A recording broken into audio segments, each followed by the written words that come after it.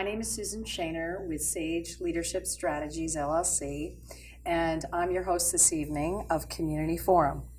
And I have the lovely pleasure of having two women entrepreneurs, Liz Gilbert, who is the owner and president of Gilbert's Gourmet Goodies, and Joni Lowe, who is the owner of Positive Energy Dance for Women in Brookfield.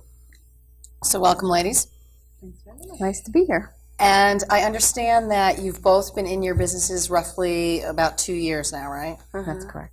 And the statistics are for startup businesses, about 50% of them fail in the first 2 years, and I know you both have been very successful. So my hope is for tonight to give our viewers an understanding of your products and services, as well as to maybe share some of your wisdom and learnings about what it's like to start up a business. Okay. So I thought it might be helpful first just to give an overview of your businesses. So Liz, do you want to go first and tell us about Gilbert's Gourmet Goodies? Sure. Gilbert's Gourmet Goodies is a business where I manufacture specialty baked products that are all natural. There's no preservatives. They are gluten-free, wheat-free, soy-free, milk-free, nut-free, corn-free, so that there are delicious baked products, and they're also safe for people to eat. So that's a lot of free. What's in them? What's in them are alternative flours and no wheat. Nothing among the top 8 allergens that makes people sick. So they're full of alternative flours and sugar and eggs and no preservatives. Okay, great. And then where do you sell them? I sell these in stores throughout Connecticut and New York. And my flagship products are my cookies. I make 3 different types of cookies. Chocolate chip, which is a bestseller. They're all bestsellers. But Snickerdoodle, which is a cinnamon sugar cookie. And old-fashioned sugar cookies. And they come in a giant size and in a bite-sized cookie. So you said they're for people who have allergies or who can't eat wheat. Is that... Right. This really serves a lot of people. There are over 11 million people in America who have food allergies. Wow, that many. That many. And among the top allergies, food allergies, includes the things that I don't bake with. So there's the wheat, the soy, the corn, the milk, are some of those top allergens. So there's a lot of people who can't eat those for medical reasons, conditions. There's people who are allergic. There's people who have celiac disease, which is an autoimmune disease where you can't ingest any gluten. Okay. There are people who don't want to eat wheat, who want to eat a healthier cookie. Mm-hmm. And so it really serves a lot of those people. And I have a lot of customers who are allergic and who have a number of different intolerances or might have a disease or a medical condition. But I have a lot of customers who like the taste and they feel they're healthier products. So that's great. So it can appeal to both markets. Those people who have, for whatever health reasons, maybe it's a tastier cookie. They are delicious. And then for those who want to eat healthier, they can do so and still get that great taste. Exactly. And I also sell the cookie dough. So for people who like to make their own at home, there's a lot of people like me who can't eat wheat cookies off the shelf, but now you can make them at home, or you can roll them out and make Christmas cookies or holiday cookies. So that's a lot of fun too. Okay, so you have the wheat allergy yourself?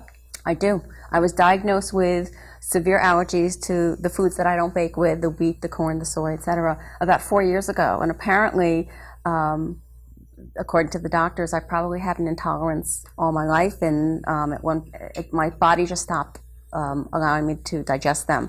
There's a question on whether or not I have celiac disease, unsure, but I know that I cannot eat these products. Wow. And so I wanted to find something that was good to eat that didn't contain any of those, and it was hard. So I decided to try and make my own. Okay, great. So that gives us a handle for what kind of business you're in, right? Okay, Joni, can you tell us a little bit about what you have a dance studio, right? Yes. What that's about? Dance studio for women. There are many dance studios in the area, but they're all focused on girls and tights and tutus, And when those girls grow up, we have no place to dance. So I gather women together and we dance in a beautiful, clean, pretty studio. And it's great fun. I love the community of it all, and the ladies love it as well. So do you have different kinds of classes? Yes, many different ones. We actually have 2 studio spaces. One studio space is primarily pole dancing, sensual pole dance.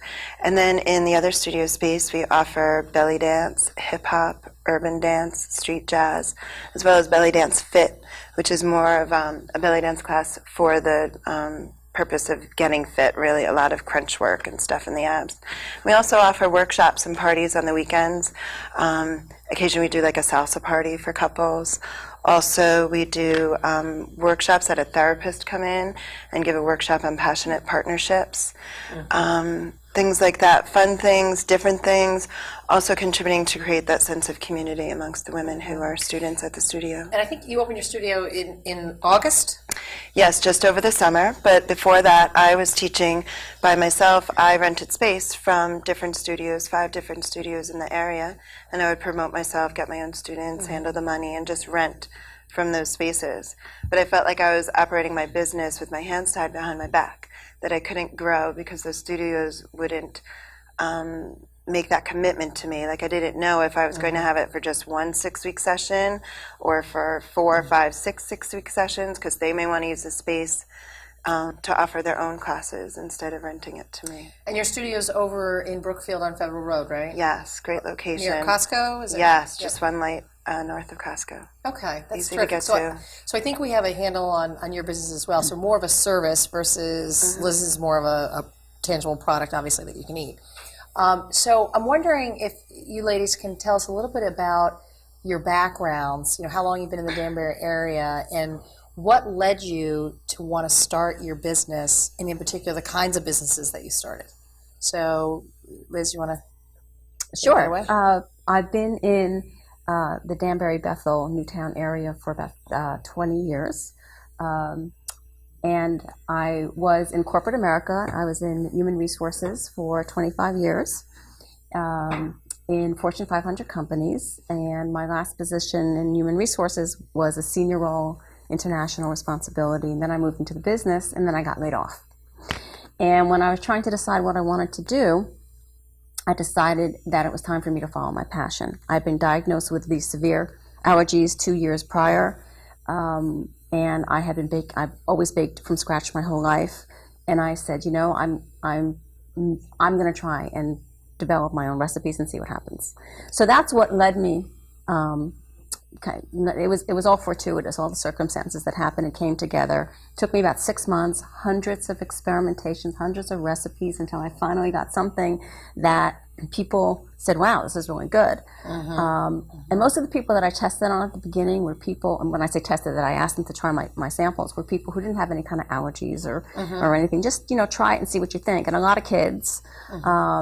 And when people started coming back to more, saying, wow, these are really good, I'd really like to have some Despite more. the fact that they're healthier. Right. A lot of people didn't even know. Yeah. So, and then people started hearing about me and seeking me out. And so I said, I think I have a business here. I'm going to go ahead with this. And I'd done some research. I learned about all the people, the 11 million people with food allergies, et cetera, et cetera. So I knew there was a real need for the business, too.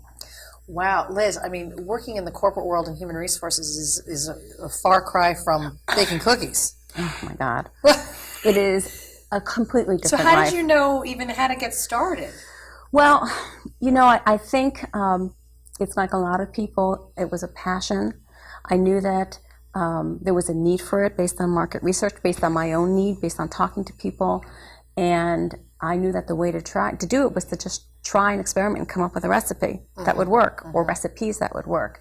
And I also said to myself, I gave myself a certain amount of time, and I said, if I don't come up with something that works, maybe this isn't for me. Maybe I need to go back into the corporate world. But it worked, and people started finding me, and then I started selling at farmers markets to people I didn't know, and I started getting a following, and then I started in the stores. So it's been an evolving So you kind of a started with the process. farmers markets I did. before you went to the stores? I did. I started with the farmers markets to see if there was really if there was really an interest, if people who didn't know me at all would even buy these. And I found that I had a lot of repeat business, and people started hearing about me and coming to the farmers markets for my foods. And then people would say to me, why aren't you in this store or that store? Would you think about this store? And so I started getting leads, and as I went to the stores to show them my product, they all said, the first thing that will happen in a store is they'll taste it.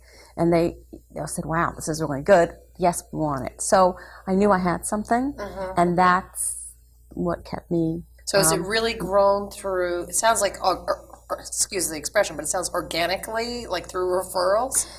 It's actually a perfect word for how my business is growing. It is growing organically. Are your products organic? They have organic. Well, we're talking about organic. They're all natural, and they have organic ingredients in them. Okay. Lots of word of mouth, lots of referrals. I've done a lot of events with the celiac associations around the state in New York.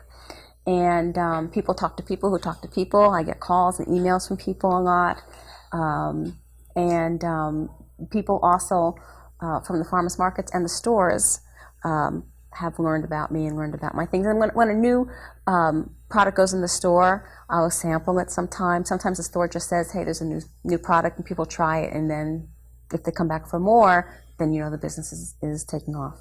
So you make it sound so easy, like I just did this recipe, I tested it out, and suddenly everybody wanted it. It sounds like it all happened so easy, and you just sort of took the plunge. Oh, really? It's not easy. It's anything but easy. Really? It's very, very hard. And I guess the big difference when you're in a corporate environment, you have your role, you have your structure, you know what you need to do, you have support. Yep. You don't think about your computer's not working, you don't think about who you need to call. Right. There's somebody there. Yeah. If you need to go make a copy, you go down to the copy machine. I mean, so it's very easy, it's very comfortable, frankly, in those ways. And there's a lot of support around you. You walk down the hall, there's someone in another office to talk to. When you're in your own business as an individual person, and I went from, like you said, corporate human resources, where I knew what I was doing for 25 years, to something that I really didn't know. There's so much I'm learning. There's so much that I don't know. And I'm all alone. So it's been actually tremendously hard. And I guess I'm happy that it sounds easy, but it's not easy. It's very difficult. So how have you gotten the support that you've needed? And clearly you've pulled different resources together, and you've got a viable product, and you've been successful. I mean, you're selling product, right? Right. I love networking. For me, it is a core competency, if you will. That's my HR speak. It's something I love to do. And networking simply means calling someone and talking to them. And one of the things that I've done from the get-go with my business is call people and say, can you give me advice? What should I do about this? What should I do about that? And I realize that most people don't know or may not want to talk to me, but I never walk away without a referral. Just because someone will say, well, I don't know, I'm not sure. Have you tried so-and-so? Yeah. Have you thought about this? It always leads to another lead, and then I talk to someone else. And so that's how I've learned. So it sounds like you say, well, I'm all alone, but it sounds like you're not at all. There's a network behind you. I have several entrepreneurial women groups that I'm involved with, and I've met a lot of entrepreneurial women that I talk with and meet with and email and connect with, and that's been a huge source of support for me, which has been great. So you're right, I have this network and I have the support out there, but when it comes to my business, it's really me doing the actual work and all the outsourcing and everything I need to do to make the business work. Yeah. So Joni, so you've got a product that you've developed. Now, Joni, your business is very different. You actually have a physical facility and you offer a service, which are these classes, right? Yeah. So can you tell us a little bit about your background, how long you've been in the Denver area, how you came to start up this particular business? Okay. I've been in the area for about 12 years, and my background is that I was in information technology for 10 years. Oh, so you were in the corporate world too. I was. Then I took some time off to do that family thing. I have 2 young children, and I was just sitting home watching TV, and on Oprah I saw the highlight was pole dancing, sensual pole dancing, and I just loved it. I became very passionate about it. I loved the movement. I loved being with women. I loved the strength you need to maneuver your body on the pole for those more advanced tricks. And it was celebrating being a woman. It wasn't trying to perform to turn someone on sitting in the corner. It was very well respected and beautiful, beautiful movement. And when I saw it that day, it was actually later that night, I was sitting and knitting. And it just hit me. I had to do this. And I had to teach it. I needed to share it with other women. So this was an Oprah show. Yes, like 3-4 years ago. So I had taught aerobics in my early 20s, so I had a little bit of fitness background. And I went out to California and I trained, worked intensively 8 hours a day for 3 weeks, which was fabulous, doing pole dancing. And then I came back and I decided to do my own thing. I remember the exact day, the exact moment the first woman handed me $200 to book a party, to do a pole party at her home. And as well, she was also a first student of mine to teach class, which was just fabulous. I had a goal. By January 15th, I want to start teaching classes, and I hit it. And it was very exciting. And it's evolved, you know, women, a lot of word of mouth. Word of mouth is huge. And that's great that I'm dealing with women because we like to chat. And so it's very valuable there. And women are just telling their friends. And again, like earlier I said, I just felt, you know, I couldn't really be successful. Like I was living small, and I'd like to live large. And I really feel a sense of service to these women. Like I'm really providing for them. Oh, I hate to clean, but when I'm cleaning my studio, because you have to wear all the hats as an entrepreneur, when I'm cleaning the studio, I feel like I'm really providing a nice clean studio. Because a few years ago, I was looking in the area for dance places because I just yearned to dance. And like, there was toilet paper on the floor. There were no paper towels. Mm-hmm. It was dirty. It was messy. I mean, when I moved into the studio, it was messy. There was a lot of work to really work on it and make it clean and make it pretty, really make it for women.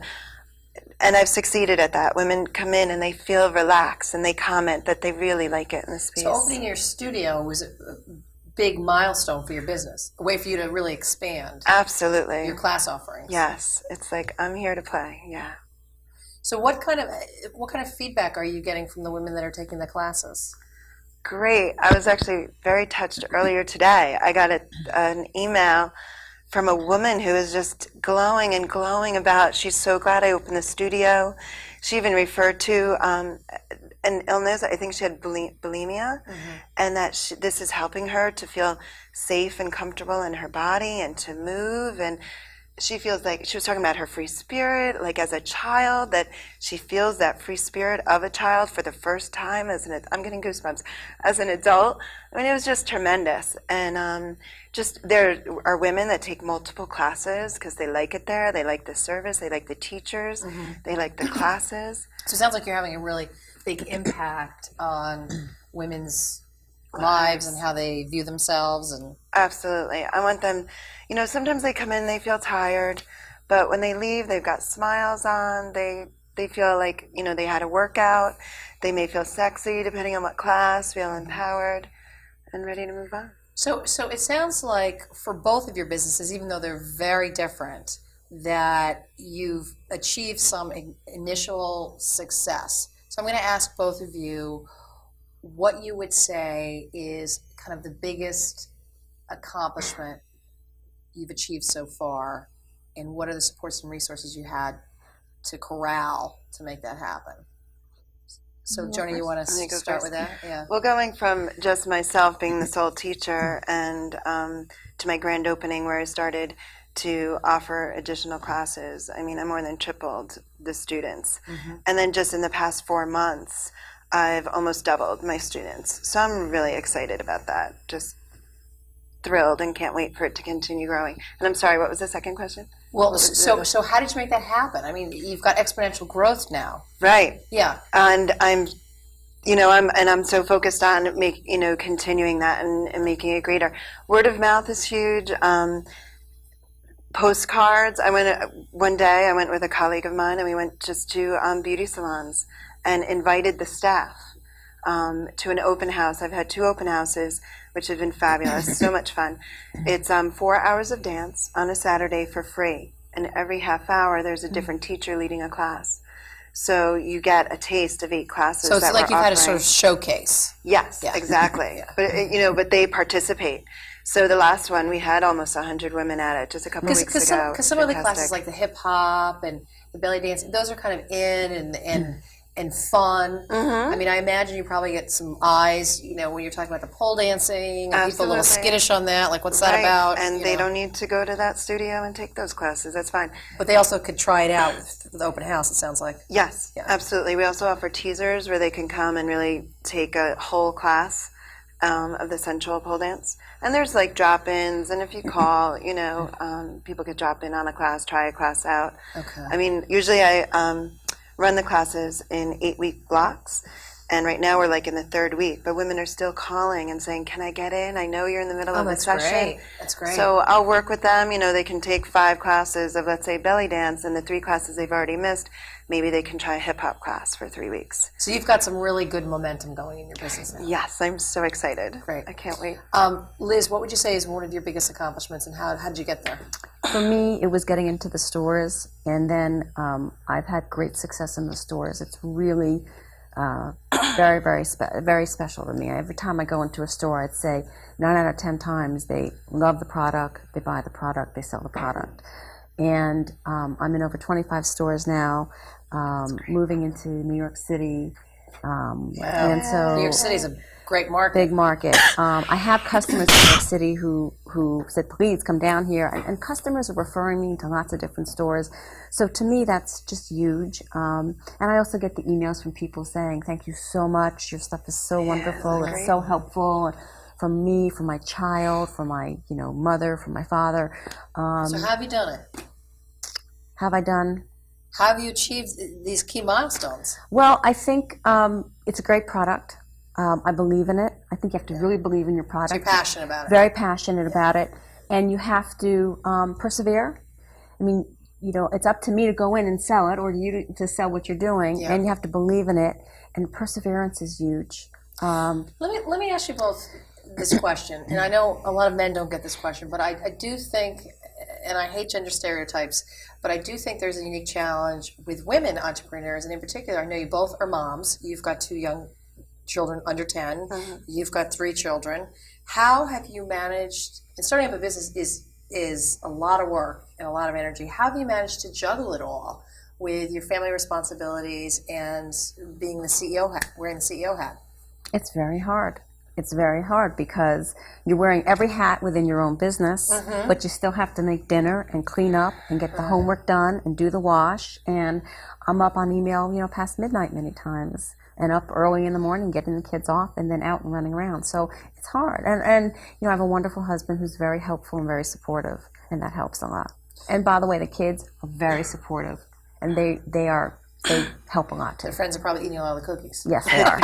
They are. But it also sounds like with 25 years in the corporate world, you're used to sort of juggling a lot of things. Lots of different things at once. Okay, Joni, what about you? Yes, it does definitely have its challenges, but being an entrepreneur, you can pick your own schedule to some extent. So, like, I put the kids on the bus every morning, which I take pleasure in that. I have breakfast with them.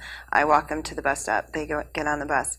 As soon as they get on the bus, I'm in business mode and I'm working. I try to take out about 4 hours, one morning, one day a week on home stuff. The laundry, the food shopping, all that fun stuff. And then they get off the bus, and it's time for me to spend with the children until the babysitter comes, because then I go to the studio in the evenings and I work some more.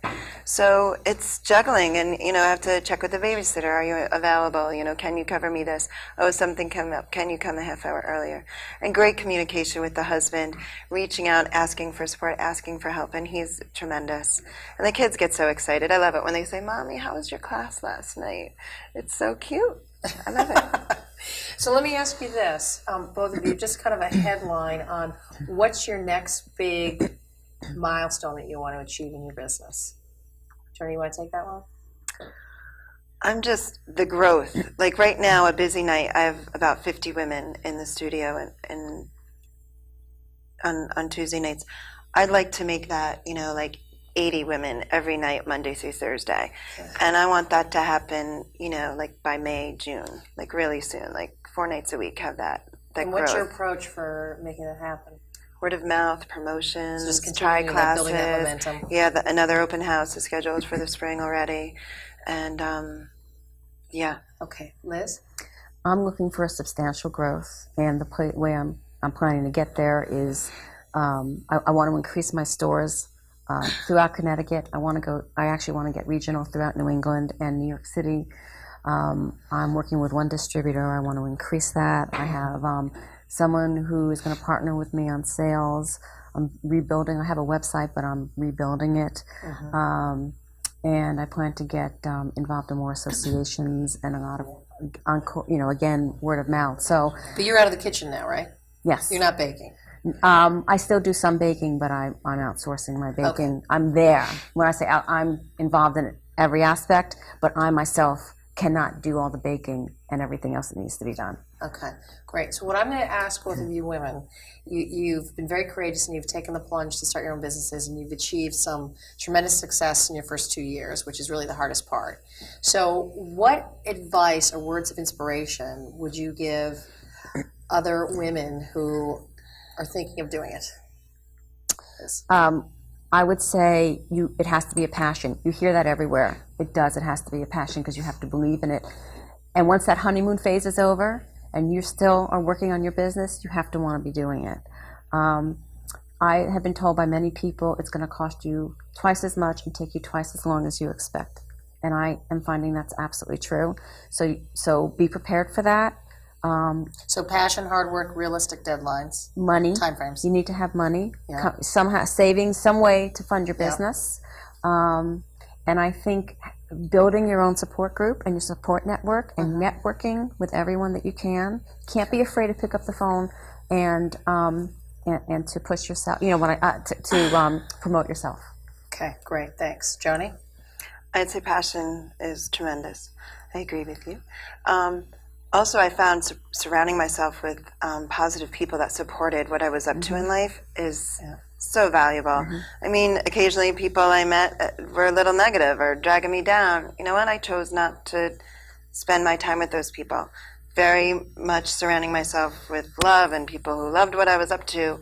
And also just seeking guidance when I wasn't sure of something. So passion, surrounding yourself by really supportive, loving people, and seeking guidance when you need it. Absolutely. Okay, we have about 30 seconds. I want to make sure our viewers know how to reach you if they're interested in dancing or some good cookies. So I know you both have websites. Can you just share what your website is? Mine is very simple. It's www.gilbertsgourmetgoodies.com, all one word. Great. And mine is danceforwomen.com. Great. Thank you, ladies, for a wonderful overview on your businesses.